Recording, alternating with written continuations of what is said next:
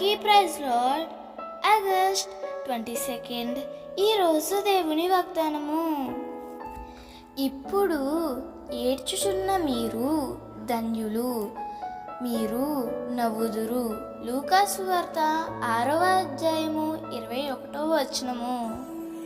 అనేక సార్లు నీకున్న ఒంటరితనాన్ని బట్టి, ప్రతికూలమైన పరిస్థితులను బట్టి ఏడుస్తున్నావు కదూ. కొన్నిసార్లు తలుపు చాటుకు వెళ్ళి, మరికొన్నిసార్లు ఎవరూ లేని చోటు చూసుకొని ఒంటరిగా కృంగిపోతున్నావు కదూ.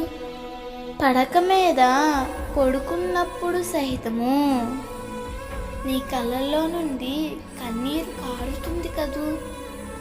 నీ పరిస్థితిని బట్టి ఎవరితో ఏమీ చెప్పుకోలేక పైకి నవ్వుతూ లోపల కుంగి కృషించిపోతున్నావా? అయితే యేసయ్య నీకు ఒక భరోసా ఇస్తున్నాడు. ఏడుస్తున్నా నీవు ధన్యుడవు, ధన్యురాలవు.